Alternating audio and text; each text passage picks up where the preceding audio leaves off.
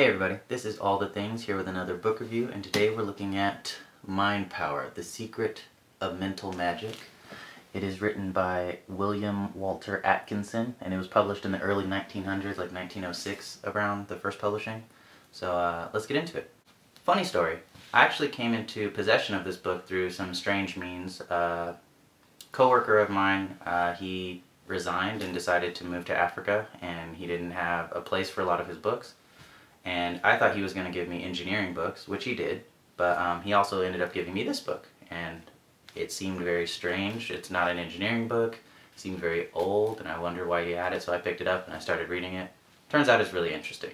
So as far as I can tell, this is a psychology and self-help type book. It has a lot of ideas in it and is very interesting to me, but I'm not sure how to categorize it as what type of book it is, but it gives you some information on positive ways of thinking and how to kind of control the environment around you as much as you can by how you react to it.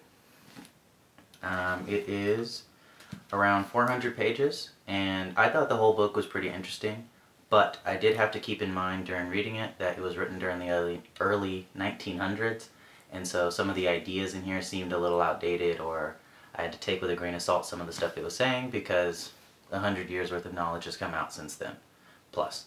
But I would say this book is probably the most interesting book I've read in a long time, aside from Atlas Shrugged, in terms of like opening my mind up to new ideas and being open-minded. Like the author in here was open-minded in terms of the way he viewed thinking.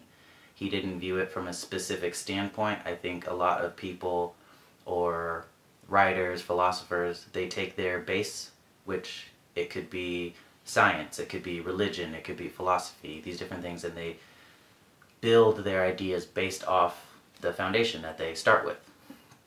But I feel like this book had a good amount of thought that was non-biased towards one specific philosophy, and in fact over and over reiterated that this book can move in tandem with basically any philosophy. So I really like that.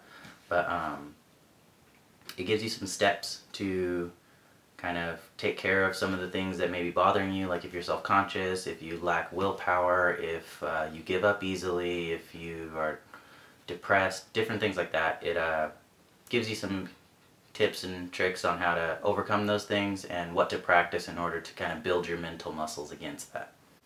The way this book is set up has basically 3 phases. The first phase involves taking the brain and really seeing how it works in terms of thought.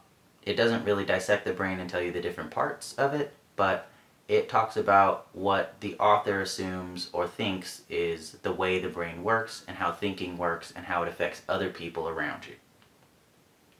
Then it talks about the usefulness of this and ultimately how desire and willpower play into what you do in your everyday life and how other people affect you. Then lastly it goes into how the idea of desire and willpower can be used for lots of things like business, entrepreneurship, self-healing, feeling good, or even just having general manifestation of your desires. It says a lot about how desire is not enough and willpower is not enough, and these two must work together in order to create action that is meaningful. Then it goes in to talk about certain things that stop people from doing this and how you can go astray with your technique in whatever you want to accomplish. I think the main point of this book is to talk about the interplay of desire and willpower and how those two come together to help you accomplish tasks or feel good about yourself, be healthy, and have an overall great life. This idea that you cannot only have one or the other, but you must have both and use them correctly together in the right way in order to achieve your goals is pretty clearly laid out in this book multiple times, and I think it is a worthwhile framework to build other ideas around and is worth looking into if this sounds interesting to you. So the book is Mind Power, The Secret of Mental Magic by Atkinson, and it is a psychology, philosophy, advanced thought type of book that deals a lot with the way you think and the effects of the way you think. And the only thing that I would say I didn't really like about the book is it was written over 100 years ago, so some of the way things are worded or some of the ideas in here have changed since then. But if you read it as if you know that, I still think a lot of the core tenets of the book are really good. So I would definitely recommend this book, and if you could find a more updated version of this type of thing. I've never heard of advanced thought books. That's I guess the genre of this book. And so I'll probably be looking more into what advanced thought is and how to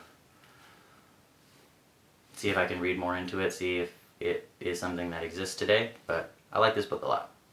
So that's the book, Mind Power, Secrets of Mental Magic by Atkinson. And if you like this video, you can go on down to my page or like, comment, and subscribe.